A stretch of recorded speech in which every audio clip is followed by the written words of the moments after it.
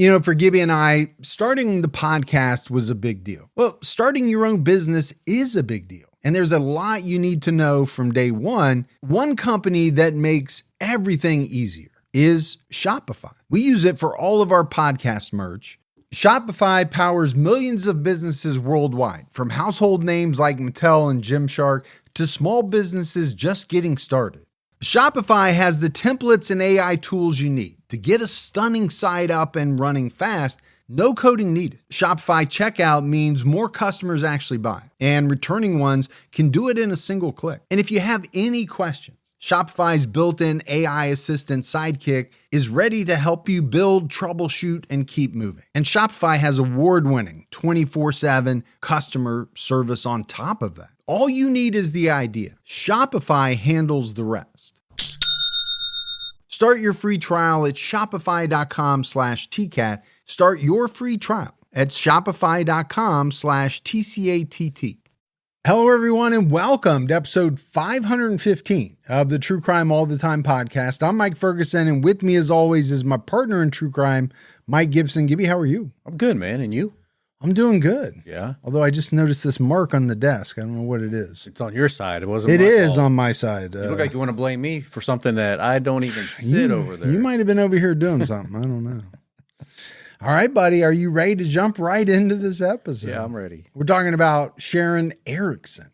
When retired county worker Sharron Erickson was murdered in a small Nebraska town, people in the tight-knit community soon started pointing fingers at each other.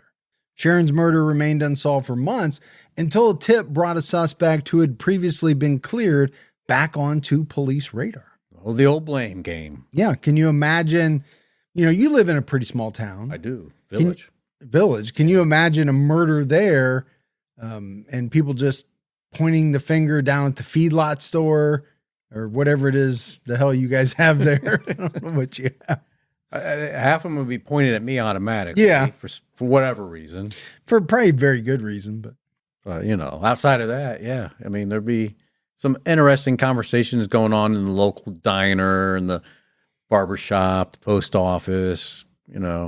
People like to gather at weird, like the other day I saw people gathered at the Family Dollar store around the counter. I'm like, what? When you live in a very small town, there are not a lot of places to gather. Yeah, I imagine. It was a weird place to gather. Like, I just want to pay for my stuff. You guys take that conversation outside or something. There's like 5 dudes in overalls with hay hanging out of their mouth, just talking about the weather, I guess, or whatever people talk about. What's going on right now in the world. Yeah. So Sharron K. Behrens Erickson was born on August 15th, 1936. She grew up on a farm near Colon, Nebraska, a small village in Saunders County. Colon has a population of just over 100 people. I find it weird that the town is named after a body part that's used to get rid of waste. And I'm sure I'm pronouncing it incorrectly, even though it looks exactly like colon. It's probably colon, or somebody's going to email me. I'm just saying, but I'm more struck by 100 people. That's really small, man. I mean, you could go into the local grocery store down the street here. There's 200 or 300 people in there, I swear. Pretty easy. Yeah. But, I grew up in a small village. You live in a village now, but even 100 people is small. That's tiny, man. Yeah. So Sharron moved into town in 1956. She was previously married, but was divorced at the time of her death. She had no children. For 37 years, Sharron worked as a clerk at the Saunders County Treasurer's Office in nearby Wahoo. Oh, kind of Wahoo. A cool place. Fun to say. Probably drank Yahoos at Wahoo. Maybe. Maybe they got a Wawa in Wahoo. Where they bought the Yahoo, the drink? I doubt with that small of a population. Yeah. But it was said that Sharron was known for her bubbly personality and always having positive things to say about people. Well, there's only 100 people. You know what? You better not be mad-mouthing people when you only have 100 people in the town. Word's going to get around pretty quickly. Sharron's friend Don Clark said about her, Sharron Erickson had probably the highest standards of anybody that worked at the courthouse. She always dressed properly, very cordial to people. I think should always be cordial to people unless they give you a reason not to be. Yeah, I kind of go by the old Roadhouse, rule. Be nice until it's time to not be nice. And then you know what happens then. It's just kind of, I think, good words to live by. Now try to be nice to everybody. The dressing thing, that's really changed over the years. I think people really used to dress a lot better back in the day. Mm-hmm. And I think over time, people have gotten more relaxed. I seen it coming because my dad was one of those guys that always dressed to the nines, suit. And and he would polish his shoes almost every night. Well, you think about a show like Mad Men. Yeah. I mean, those people, the men and the women, I mean, they were really dressed up, right? All the time. I'm not opposed to the more casual dress code. I'm really not. Oh, yeah. Because I always thought wearing a suit and tie was dumb. Well, I'm not going to lie to you. They call it the old IBM dress code, but I never thought it made sense. First of all, suits are expensive as shit. They are. And then you got to get shirts and ties and dry clean them and all that. I'm much more comfortable in jeans and a nice shirt. I think you can still look nice and presentable. You can. I am surprised. So I've been to a couple funeral viewings in the last few months, and I'm really surprised how relaxed people are. Even there now. Now that is the one place that I do wear a suit. Yeah. I feel like it's out of respect. I'm not saying anything bad about people who don't wear, nice clothes, but my wife and I always dress up for funerals. But I have noticed, just like you, a lot of more people wearing jeans and just something you probably wouldn't have seen 20, 30 years ago. Shorts and flip-flops, I'm thinking. I don't think I've seen that, but didn't really make much of an effort, did you? I also don't live where they filmed Hee Haw, so I'm probably less likely to see that than you are. When Sharron retired in 1998, many of her coworkers gathered to celebrate her long career. Sadly, Sharron only got to enjoy retirement for 5 years. Yeah, it's terrible, man, because you work so hard to get to the golden years, as they call it, right? Yeah, that's what they call it. But I feel like nowadays people are working longer and longer. They are. A lot of people, like my dad, I think he retired at 50 or 51 or something. Man, who in the world is retiring at 50 nowadays? Very few people. Be nice to do that old 30 years and out. Yeah. They don't seem to have that as much as they used to. And, people have less options as far as pensions nowadays. There's less companies that offer those types of things. So sometimes you have a penchant for a pension. Mm-hmm. Well, who wouldn't want a pension, thereby meaning you would have a pension for one. Exactly. The fact that you know that word is shocking to me, and I can barely go on with this episode. I am so flabbergasted. I think we used to one time back 400 episodes ago. Yeah, it was a long time ago. And I overused it so much. Which one? Pension? Yes. You used to get fixated on a word, and I think you would learn a word. Yeah. Remember we used to joke about you having, or me getting you a word of the day. Yeah. You would hear a word on a movie or something. Right. And then I feel like you'd come into the studio and just want to use it 4 or 5 times in the same episode.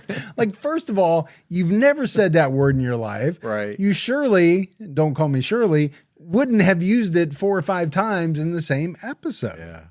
But, getting back to the retirement thing, I feel like back in the day, okay, if you retired at 50, man, you were still really young. Yeah. So those were the golden years. You had a lot of time and could still do a lot of things. But today, if you're retiring in your late 60s, early 70s, which a lot of people, more and more people are probably doing, you're not quite as active as you would be if you were 50 years old. No, not at all. So it's almost like, it's that old adage, are we living to work? Are we working to live, or whatever you're right. I forget what the saying is, but you should work to fund your life, not the other. This is not going to go the way you think it is. I can already tell, but I think we all understand it. Yeah. After retiring, Sharron was enjoying a slower pace of life at her home on Main Street. Main Street in Colon spans just one block, right? Which is going to happen when you live in a town with only 100 people. I mean, you only have so many homes if you only have 100 people. Yeah, so it was said there was a bank, a post office, one restaurant, a bar, and a few houses. Okay. And probably one stoplight, probably, right? That's the kind of town that probably has a single stoplight, or maybe no stoplights. I don't know. We just got our third stoplight last year. Did you? Yeah. Woohoo. And it really wasn't needed, but I think they just wanted to put it in just so they Just could have three. so they couldn't stop. People would stop saying you only got two stoplights. Yeah. It was said that Sharron lived in a converted grocery store and had a small garage across the street. Never liked the separate garage. Really? Mm-mm. I have a separate garage. I had one time. Yeah. And it was when I lived in Michigan where it used to snow like crazy. And once you got into the garage, that was great. But then you still had to make it into your house. That's very true. As opposed to just walking from the garage right into your house. Yeah. Sharron developed a routine. Most mornings at 8 a.m., she picked up her mail from the post office. She would talk to her friend, Postmaster Rick Hartman, for about 15 to 20 minutes. Then she walked down to the bank to chat with the ladies who worked there, and then she went about the rest of her day. Sharron also talked daily with a cousin who lived in Lincoln, usually around 5 p.m. So, pretty good routine. Yeah. For a person who's retired. Does sound like she was enjoying her retirement. Sounds like my dad's days when he retired. He'd be like, well, Mary Jane, I got to go up to the bank. First, I'm going to stop at the post office. And he'd go up there, talk to like she did, and then roll to the bank, and then talk to everybody that he probably met along the way. So even though she was enjoying retirement, she seemed worried about her safety. She was aware that everyone in town knew she lived alone. Postmaster Rick Hartman told the Fremont Tribune in July 2003 that Sharron was paranoid about her safety, which is why she had a 6-foot-tall padlocked security fence installed around the backyard of her residence shortly before she died. She also purchased and installed motion detector alarms near her back door. Well, for a small town, that's extreme. It is, because, again, I understand if you live in a big city, you're paranoid, there's a lot of crime. How much crime could there really be in a town of 100 people? Wouldn't think there'd be that much. No. Usually when we're talking about a place that small, that's where people don't even lock their doors. Yeah. And they just don't worry because crime is relatively non-existent. Sharron was last seen alive at 5:30 p.m. on June 29th, 2003, which is my birthday. It is. By the way. I just had it. She met family for an early dinner and was dropped off at home by her cousin from Lincoln. The cousin later told authorities that nothing seemed off with Sharron that night. So all seemed normal. It did. I do want to go back to this idea that she was paranoid about her safety. A number of people said that, 6-foot tall padlocked security fence. Okay. I could understand. Maybe that denotes some paranoia, but where's it coming from? Yeah, it's got to be driven from something. Yeah, to me, that's the big question. On June 30th, 2003, Sharron missed her daily 5 p.m. phone call with her cousin. The cousin called the local bank and asked the workers if they had seen Sharron.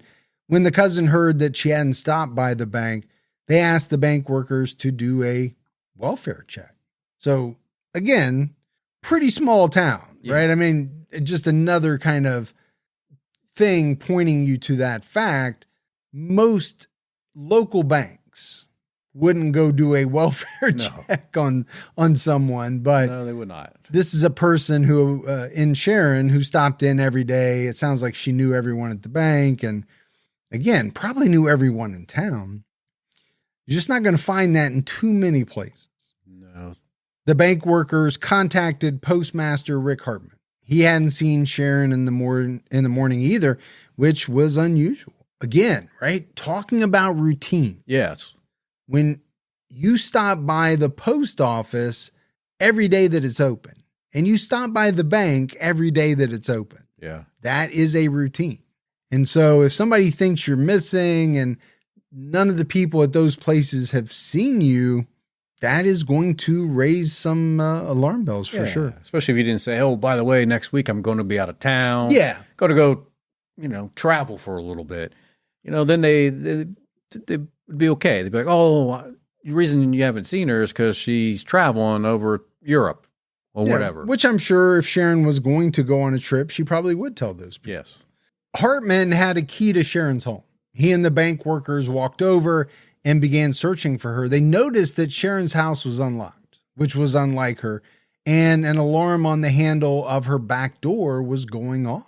So we kind of talk about alarm bells or things that stand out. Yeah. Right. You can see, right, she locks her door. We know that. She's already paranoid. Exactly. People said that. Now you've got an alarm going off. Okay. I'd be a little worried, even more worried at that point. Definitely some concerns. But it did strike me that not only the bank workers going over, but the postmaster's going over. Probably related. I think maybe there's just not much going on in the town. People are just able to walk out and go searching for her. That or he's like, has two hats. Like part of the bank is part of the post office. And depending on what you're coming in for, he turns the hat around, Maybe. When they didn't find Sharron inside, they walked over to her garage across the street. Rick Hartman found the garage door opener to access the garage. When the door lifted, they saw Sharron's body inside the garage. She was lying in a pool of blood and was unrecognizable, according to People magazine. Oh, man. I mean, so rough anywhere. Yeah. But now this is a small town. I mean, I'm sure it had to be like the shock of it, the shock and awe, and knowing that she's older. What's going to hit differently in a town the size of 100 people? Yeah, I think it does. So, and to me, when you hear the term "someone is unrecognizable," I mean that is as bad as it gets. Yeah, that just means that this attack was utterly brutal, vicious, whatever word you want to use. Investigators quickly arrived at the scene. Detectives noted that Sharron was still wearing her pajamas.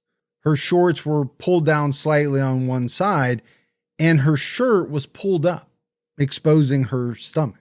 Sharron's Beretta handgun was found next to her head, leading to the initial speculation that she died from a self-inflicted wound. And I understand that.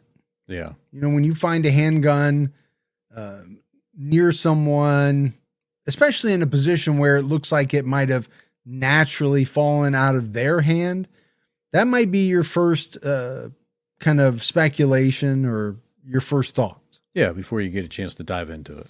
But, let's talk about, okay, she's wearing pajamas.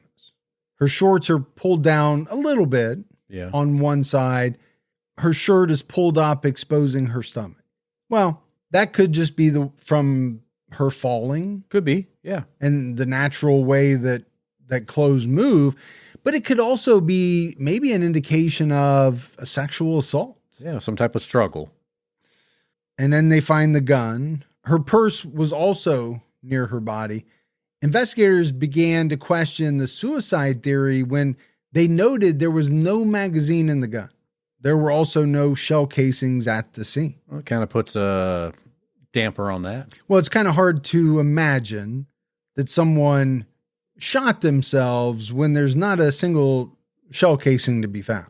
Yeah, it's kind of hard to do that to yourself and then take the evidence. Yeah, and get rid of it. They also noticed a blood smear on the back bumper of Sharron's car and blood on the doorframe.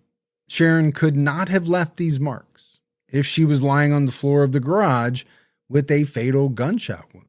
Yeah, impossible. So I think pretty quickly, right, the investigation shifted from suicide to murder. The search of Sharron's house provided further evidence of homicide. Someone had climbed her fence and cut her phone line. The back door had a pry mark on it. A chisel was found on the floor that may have been used to pry the door open. So, she was paranoid. We talked about it. She put up this tall security fence. Right. But yet we know someone climbed it and cut her phone line. So I'm telling you, the first thing that pops into my mind was, why was she paranoid? And did she have a good reason to be? Because now it's looking like maybe she did. I mean, it sounds like it did. She did have a good reason, based on what we know at this moment. We don't know why she would have been, or, Right. Who she would have been afraid of. There were no signs of struggle in the bedroom, but there was an empty holster on Sharron's bedside table. It appeared that Sharron was in bed and heard something, so she retrieved her gun. Investigators believe the attack started in Sharron's home, and at some point she fled to the garage to try to escape, but was confronted and killed. And maybe that's why her purse was by her. Maybe she grabbed her purse because the keys, might have been in there. To the car. Yeah, who knows? But it's a different situation, right? It does sound like Sharron was prepared. She had an alarm, some type of alarm. Yeah. She had put up this large fence. She had a gun on her bedside table. It looks like she retrieved the gun, but she was ultimately killed. Yeah. And we don't know the specifics yet. We don't know exactly what happened. Well, because, at this point you're right, we don't know. But if we know they found the gun with no ammo in it, right? So. Not just no ammo, but no magazine at all. Yeah. Which is really strange, because if you're going to keep a gun on your bedside table. Yeah. First of all, you're going to have a magazine in it. Nobody keeps a gun without the magazine. Yeah. But also, it doesn't make sense to keep it unloaded because it's not going to do any good. Exactly. If that's your concern, then you would keep it loaded, ready to go in case of, this exact scenario. Yeah. So to me, this is kind of a mystery. That part is a mystery already. Now, Sharron did keep a large amount of cash in her home, and she didn't own anything, particularly valuable. Cash was found in her purse, indicating robbery wasn't a motive. Well, yeah. I mean, if they were looking for cash, they would definitely grab the purse. I mean, it's right there. Yeah. I mean, if you're going to rob a place and you see a purse, would you not rifle through it, thinking there's going to be cash in there? Maybe I'm going to take some credit cards or whatever it might be. So I do think, and you kind of have to rule out robbery just based on that. Yeah. On July 8th, Sharron's autopsy results came in. Up to that point, police suspected she was shot, but her autopsy revealed she was beaten and strangled to death. She didn't have any gunshot wounds. Wow. And that's amazing. And I think it goes to that aspect of her being called unrecognizable. You know how badly you have to beat someone for the police to initially assume they were shot? Yeah, that's pretty bad. Yeah, it really is. A sexual assault swab was collected and sent in for testing. Investigators were still waiting on the results at the time that this announcement was made. Yeah. But because Sharron was strangled, authorities suspected there was a personal motive to the crime. And I get that, right? Most people, when they talk about strangulation, investigators, profilers, people like that, they talk about it in terms of it being more of a personal crime. Yeah. Right? You're up close and personal. So a lot of times that does lead the authorities to believe that this is someone who knew the victim, maybe had some very strong feelings about the victim. And the fact that nothing was taken, right? No robbery that they know of. Yeah. I mean, it kinda, Why kill this person? Yeah. Other than you knew them and you didn't like them. Exactly. One of the people they looked closely at was Postmaster Rick Hartman. Hartman seemed to be inserting himself into the investigation. On the day Sharron's body was found, he had to be asked to step back from the crime scene. And like you said, Gibbs, maybe he's wearing a couple different hats. Yeah. He's the postmaster, but he's also a part-time deputy. I don't know what all he's got going on. But what do people always say, right, about individuals who try very hard to insert themselves into the investigation at the crime scene?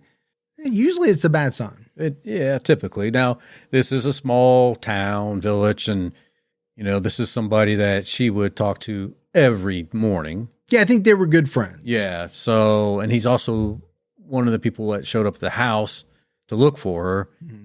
So maybe it's not as strange in this case, but I think there's more of a personal connection in a town of 100. Sure there is. You're going to know people a lot better than you would in a town of 100,000 or 1,000,000 or whatever. Hartman became angry at one point and told a deputy, if you're going to arrest me, but I'm leaving. Okay, maybe a strange thing to say. That seems a little bizarre, right? I mean, you're not helping yourself at that with a statement like that. No, you're not making yourself look better, right, by saying it. Hartman and Sharron seemed to be good friends. He house sat for her when she went out of town. And, I mentioned it, right? He had a key to her house. Most people, and you don't give a key to your house to someone unless they're a pretty good friend or you know them pretty well. That's true. And at the very least, you like them. Yeah. To some degree. Which brings me back to a question I had for you weeks ago. Like, are you ever going to give me a key to here? No. I mean, it's been 10 years. Never going to happen. My wife has forbidden it. Oh. You talk about paranoia. She wouldn't sleep at night if she thought you had a key to the place. I really wanted it when you guys were in Jamaica. I was like, can I get that key now? No, you cannot. So after the murder, rumors circulated that perhaps he and Sharron were more than friends, despite Hartman being married. Now, Hartman denied having any involvement in Sharron's murder. He said he was home that night and his wife confirmed his alibi. And that's always good, right? To have someone to confirm your alibi. The problem that I always have in these stories or in any movie or anything, right, where you're talking about an alibi is when it really is just a loved one's word. I'm always still a little dubious because let's face it, there's a vested interest that person has in wanting to help you. Oh, absolutely. Unless for some reason you really tick them off, they're going to want to keep you out of prison, right? Well, if he was having an affair, maybe she didn't know about it at the time she gave the alibi. Right. Or maybe she's being truthful. Yeah. In the days immediately following the murder, investigators canvassed Main Street to ask residents if they saw or heard anything out of the ordinary. They spoke to the Mars family, who lived behind Sharron. The Mars son, 25-year-old James, was a farmhand. He had been in trouble with local police before. All right, are you going to want to talk to James if you're investigators? Yeah, I think so. Oh, for sure. He lives right behind her. He has a rap sheet of some sort. When investigators spoke to the family, James was cooperative and answered their questions. It was said his mother was cooperative as well. I was trying to think, a town of 100. I mean, your pool of suspects has got to be kind of small, unless it's just a lot of bad people hanging out in that town. Well, it can't be larger than 99. Well, if there's 100 people and one person is dead, there's 99 people to look at. I mean, obviously that's just the people in town. Right. But that's where, most murderers come from, right? They're normally known to the victim. Not always. You could have a stranger murder, but it's where you're going to start. Yeah. Now, James said that on the night of June 29th, he went out to a bar in Wahoo and afterwards went to a friend's house. Then he went home. James's mother told police she was up waiting for him, and James' friend also confirmed his alibi. Well, James' mother, come on. What mother's not going to kind of agree with their son? I don't know. There are some moms who have turned on their sons that I've seen. But here you have more than one person, right? Right. Confirming. So I think you've got a little bit better chance of this being correct. Investigators then learned about Sharron's conflict with her neighbor, who was a trucker. They had a contentious relationship, and Sharron strongly disliked him. It bothered her that her neighbor worked on his truck outside, and she asked him not to make so much noise. The trucker also reportedly had a strong personality and wasn't afraid to tell Sharron what he thought. What? You don't want me to work on my truck outside? Where else can I work on my truck besides outside? Yeah, I mean, again, I don't want to say anything disparaging about Sharron because she's the victim in this story, but we probably all had neighbors like that. Again, I don't know how much noise this guy was making. Maybe he was revving the engine like crazy or whatever it was. But I've had some neighbors who have complained about things that to me didn't seem like there was any reason they should be complaining. Yeah. And to be honest with you, I am the type of person that will not shy away from telling them how I feel. I actually quite enjoy it sometimes. In a strange way, you absolutely do. Mm-hmm. You kind of, it makes you really happy. Well, especially when I think somebody is way out of line. Right. Now, if I'm out of line, I'll be the first one to say, oh yeah, sorry about that. I'll tone it down or do whatever. But if I think you're just being petty, I'm going to give it back to you. As you should. No doubt about it. Yeah. The trucker admitted that he sometimes did things to antagonize Sharron, but on the night of the murder, he was working in another state. He brought in receipts from a truck stop that cleared him as a suspect. And you would think that a trucker, especially in the more modern era, would have pretty good documentation. I would think so too, with all the records they have to be able to produce if they get pulled over. Yeah, especially nowadays when I think they're tracked by GPS and all that type of stuff. But even in in 2003, I'm sure they had records, and this guy's got a receipt from another state. So probably not hard to figure out that it wasn't him. These truckers, man, they got some nice rigs and setups, and some of those rigs are darn expensive, though. They are, man. They're like a little apartment on the inside. Right. Sleeper cab, and maybe you got a little microwave, an espresso machine. I don't know what all they got in there. Maybe we should take this on the road. That does not sound appealing at all. You think I want to spend the night with you in a sleeper cab? It's big. What's big? I don't think you're helping yourself there. The sleeper cab. Room. What are we going to record the podcast in the lot of a truck stop? Hey, that'd be kind of cool. I guess it would. We got some good trucker friends. They all come over and support us. That would be kind of cool, actually. Yeah. Except for the part about you and I having to sleep in the same sleeper cab. Now, if we had our own big rigs. Well, that'd be different. That'd be different. Like one Smokey, the other one Bandit. Or you just drive the big rig. I'll have to drive the big rig. You drive the little Trans Am. Keep the cops away. Why does it have to be Smokey and the Bandit? So the investigation was at a standstill until DNA results revealed Sharron was sexually assaulted. Before she died, the semen sample was sent into the lab in hopes of finding a match in the database, but it would take several weeks to get the results if there were any. And that's the thing about DNA, right? It's great if you can find a match. Well, that's it. You got to hope that what you're looking for, someone has got themselves in some database out there. Somewhere, because if not, it's still good, but you're in kind of a holding pattern. Yeah. Until you can find the match. Police focused on interviewing Sharron's male friends and getting cheek swabs for additional comparison. And you would think, because we're talking about such a small town, that would be pretty easy to do. You would think. So 100 people, what we got? Maybe 40 males, 30 males? I don't know how many, but... You need a swab from each and every one of you. I would do that. And whoever doesn't want to do it, I'm going to look at you even closer. For sure. Rumors continued to circulate about Postmaster Rick Hartman. He was not publicly declared an official suspect, but he did remain on police radar due to unusual behavior. Oh, the unusual behavior stuff.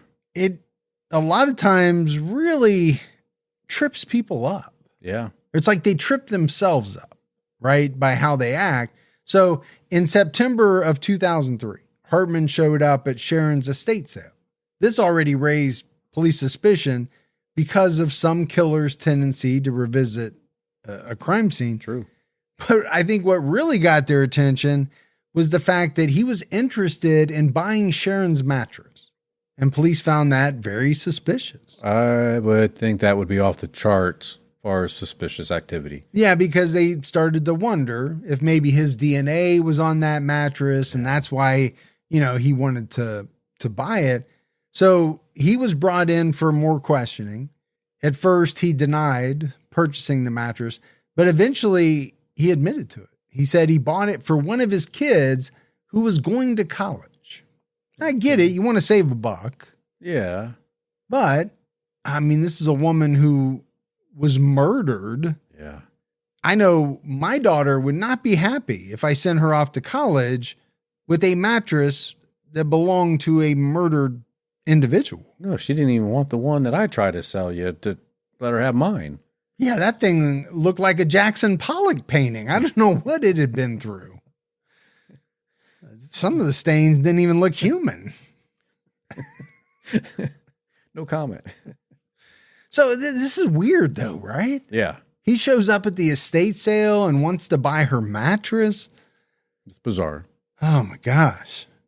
Like that's one thing. I know people they're good with buying used this and that. Yeah. Like, for me, I'll never buy a used mattress. No, me neither. Some things I'm okay with. Yeah. But used mattress is not one of them. I mean, it's something that is very personal, I believe. Yeah. It's something you're going to be sleeping on for long periods of time. Plus, who knows what people do on or did on that mattress. Exactly. You just don't know. Most of it is something I wouldn't want to know. Yeah. Probably. Even if you did know, you still probably wouldn't want it. So on October 10th, 2003, the lab results came in. Unfortunately, there were no matches in the database. And, that's something that just comes up a lot. It does. With DNA. Investigators had not yet compared the DNA sample from Sharron's body to the DNA of her male acquaintances. As the months passed, there were no matches. Police focused on following up on all potential leads, but the case went unsolved. And that had to be extremely frustrating. My other thought is here, Gibbs, in a town this small, I'm thinking most of those people were not in a DNA database. Probably hadn't gotten in that type of trouble, right, to be required. Yeah, no reason to have their DNA in a database. In the spring of 2004, Rick Hartman agreed to take a polygraph, which was inconclusive. He also submitted a DNA sample, which was not a match. Well, that's the bigger piece right there, right? Yeah. The DNA. Yeah, the polygraph being inconclusive, and you can make that of what you want, but to me, it doesn't mean that much. 8 months after the murder, the Fremont Tribune reported that talk of the case had quieted down, but residents were still affected. And I can imagine this is an event that would affect a town that size for many, many years. Oh, yeah. I would think the conversations would continue for a while. Like, who did it? I'm sure everybody in the town had their own person they thought did it, like most towns do. Yeah. I'm sure a lot of people were suspicious of this Rick Hartman guy. Yeah. Sid Morker, owner of the Stardust Tavern near Sharron's house, said, every once in a while, someone will say something, but the more time that goes by, the less they're apt to solve it. And I think as a general rule, that is true. Yeah. Right? The more time that goes by, the harder a case is to solve. Yeah, for sure. We know, like, of course, the first 48 hours is the most critical, and then it steps out from that and further. But we also know that we can have cases 40 years old that eventually will be solved because we've seen it. Yeah.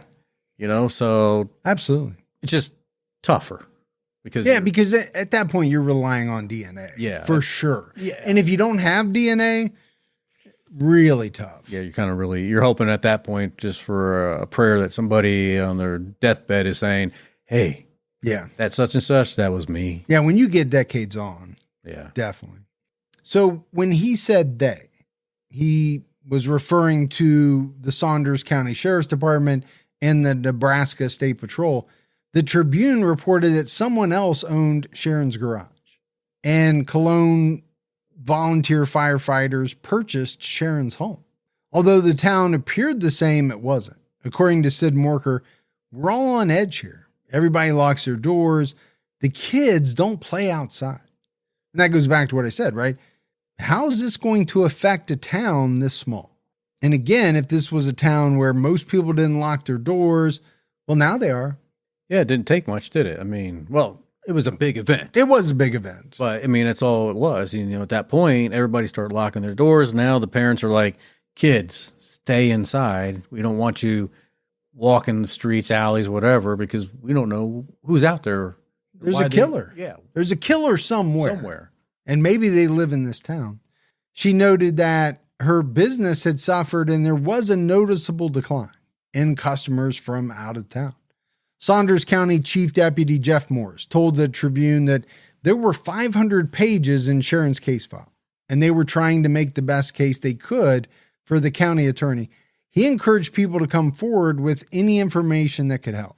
It was said that they had also done more than 200 interviews by that point, but because there were no eyewitnesses or reports connected with Sharron's death, the case was harder to solve. Oh, absolutely.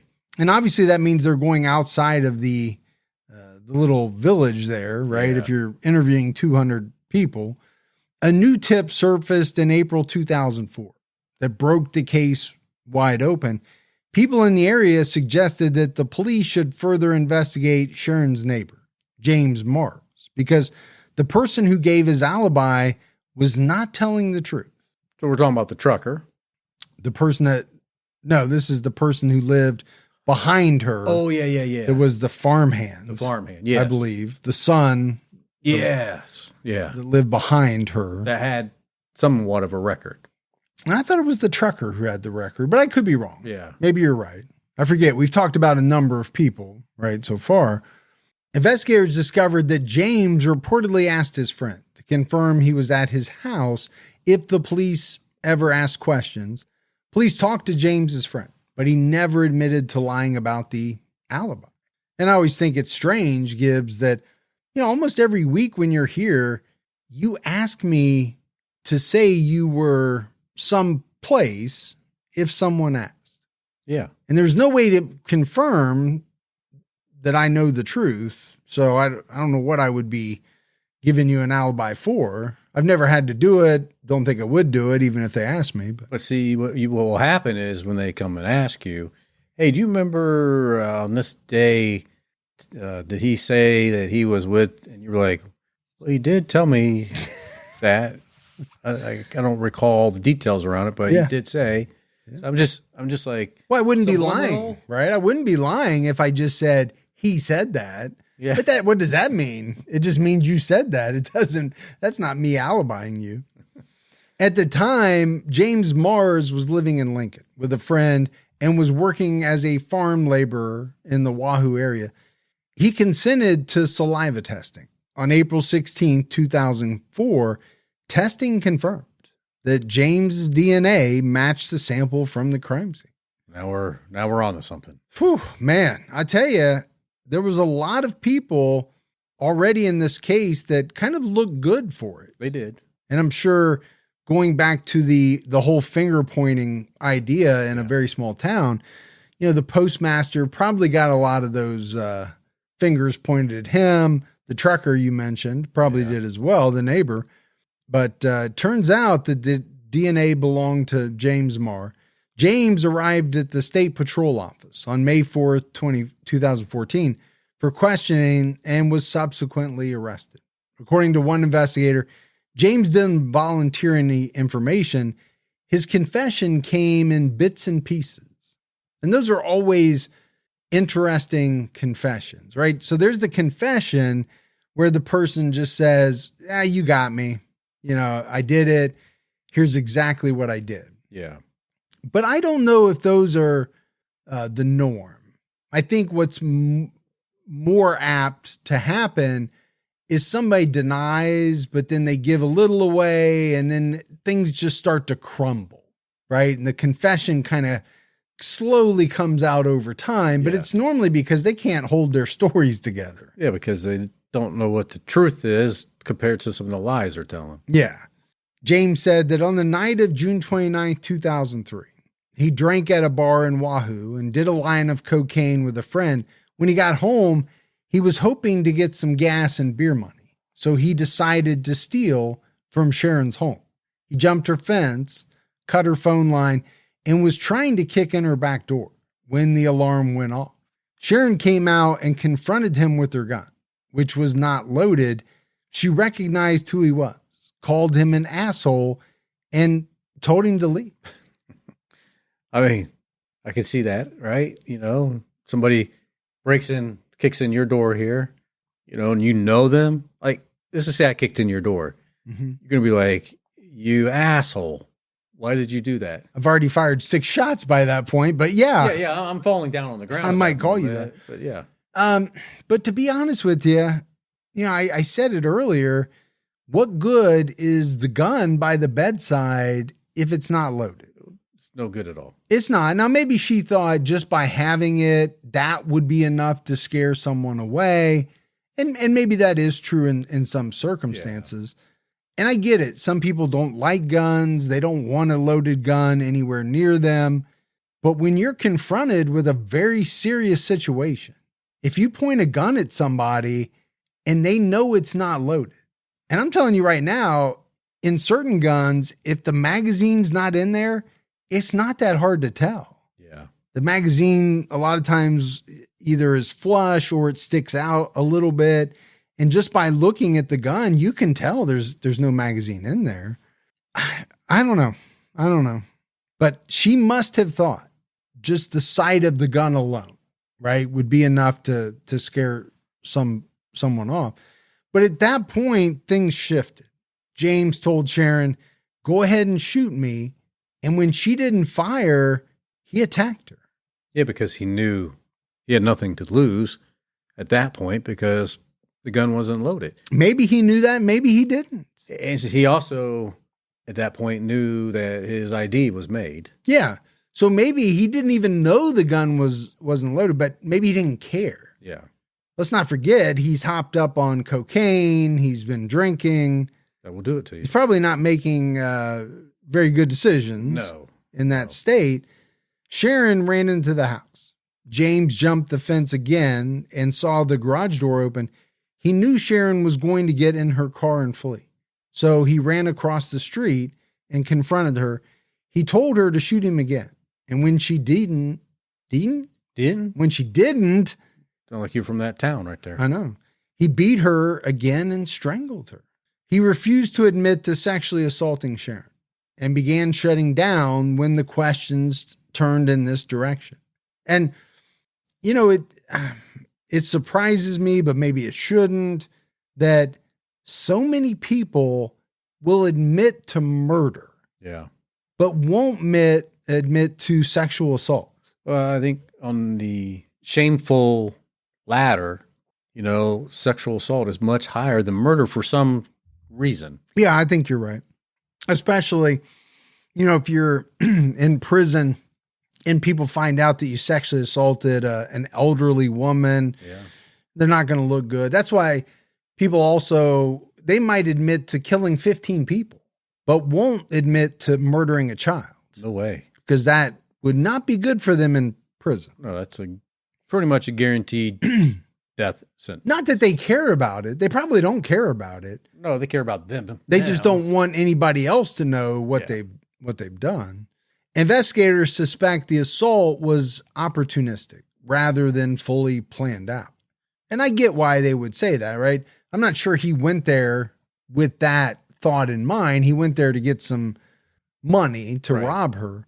On May 5th, 2004, James Morrow was charged with first-degree murder and perpetration of or attempt to perpetrate robbery, perpetration of or attempt to perpetrate burglary, and perpetration of or attempt to perpetrate sexual assault. Perpetration going on here. Yeah. And those are hard to say. Perpetration. But he deserves all of it. He does. Right?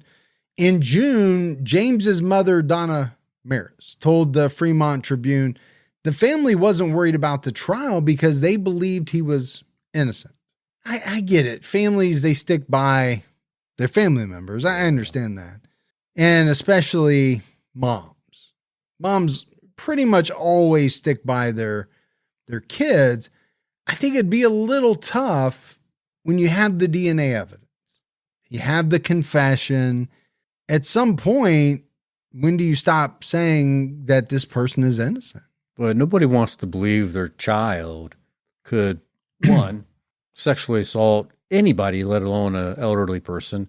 And then two, and a neighbor. Let's not forget that. Yeah. And then two, murder that person. Yeah. Well, because that means there's some reflection on you as a parent. Oh, for sure. Right?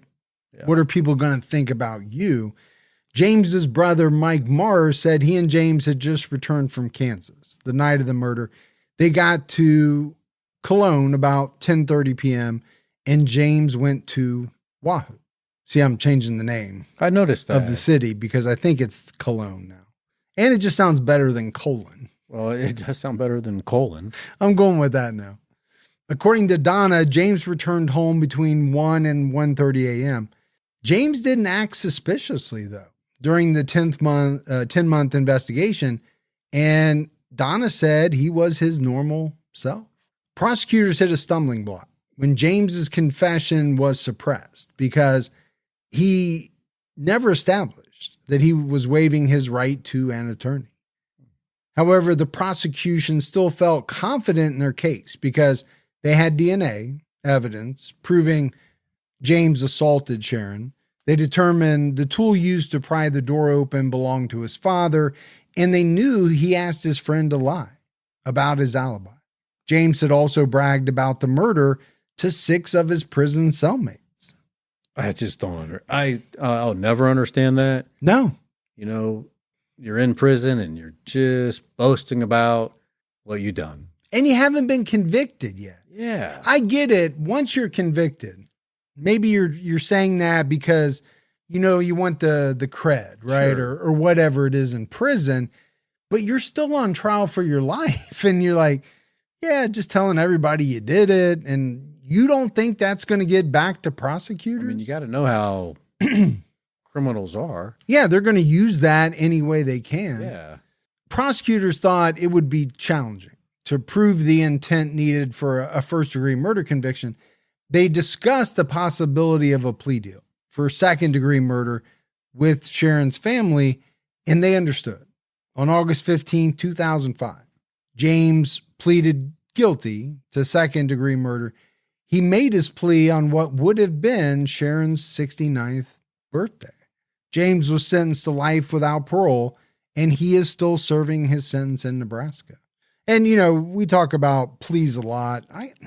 Sometimes I think there's a plea deal made when there doesn't need to be. This one, though, I do understand. You know, first-degree murder comes with a very specific set of circumstances. Yeah. And I don't think that James went there that night to kill Sharron. No, I don't think so either. It was definitely a robbery. Now, you could argue that murder in the commission of a robbery should be first-degree murder and would be in many places, but I get it. There might not have been the intent there to murder. So as we wrap this one up, Gibbs, the small town of Cologne was forever changed by the murder of Sharron Erickson. Residents questioned if they really knew their neighbors and wondered what they were capable of. The murder left some residents with a lingering sense that something bad could happen to them too. But it also brought the community closer together as they supported each other in the midst of the tragedy.